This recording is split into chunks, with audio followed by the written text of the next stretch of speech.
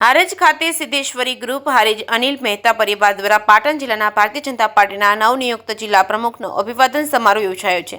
આ પ્રસંગે આશીર્વાદ આપવા સંત નિજાનંદ બાપુ ગોતરકા બ્રહ્મચારી આશ્રમથી ઉપસ્થિત રહ્યા હતા। પાટણ જિલ્લાના હારેજ ખાતે માર્કેટયાર્ડ ખાતે સિદ્ધેશ્વરી ગ્રુપ હારેજ અનિલભાઈ મહેતા પરિવાર દ્વારા પાટણ જિલ્લા ભારતીય જનતા પાર્ટીના નવનિયુક્ત જિલ્લા પ્રમુખનો અભિવાદન સમારોહ યોજાયો છે। અધ્યક્ષ સ્થાને ગુજરાત રાજ્યના પૂર્વ કેબિનેટ મંત્રી દિલીપ કુમાર ઠાકોર તેમજ મુખ્ય મહેમાન તરીકે મયંકભાઈ નાયક, રાજ્યસભાના સંસદ સભ્ય અને આશીષ વચન પરમ પૂજ્ય નિજાનંદ બાપુ ગોતરકા આશ્રમ ગોતરકાના પ્રસંગે મોટી સંખ્યામાં લોકો ઉપસ્થિત રહ્યા છે। આ પ્રસંગે ભરતભાઈ આર્ય તેમજ પાટણ માર્કેટયાર્ડના ચેરમેન સ્નેહલભાઈ પટેલ, ભાવેશભાઈ પટેલ તેમજ અન્ય મહાનુભાવોની ઉપસ્થિતિની અંદર ભવ્ય સન્માન કાર્યક્રમ યોજાયો છે। સાથે તમામ સમાજના લોકો દ્વારા પાટણ જિલ્લાના ભારતીય જનતા પાર્ટીના પ્રમુખનું સન્માન કરવામાં આવ્યું। આ સરસ મજાનું આયોજન હારેજ અનિલ મહેતા પરિવાર સિદ્ધેશ્વરી ગ્રુપ દ્વારા કરવામાં આવ્યું છે। આવેલા તમામ મહેમાનો અને કાર્યકર્તાઓ માટે સરસ મજાનું ભોજનની વ્યવસ્થા પણ કરવામાં આવી છે।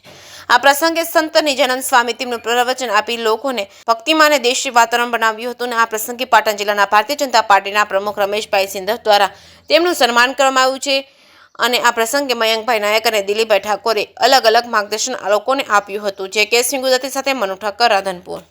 આજે 13 તારીખે રવિવારે અહીંયા જિલ્લા નવનિયુક્ત જિલ્લા પ્રમુખ રમેશભાઈ સિંધવ સાહેબનું અહીંયા સન્માન સમારોહ રાખ્યો હતો। જે અંતર્ગત અત્યારે પૂજ્ય નિજાનંદ બાપુ, મયંકભાઈ, પછી બાકીના ભારતીય જનતા પાર્ટીના હોદ્દેદારો માન્ય શ્રી દિલીપભાઈ ઠાકોર સાહેબ અને બીજા બધા હોદ્દેદારો પધાર્યા હતા।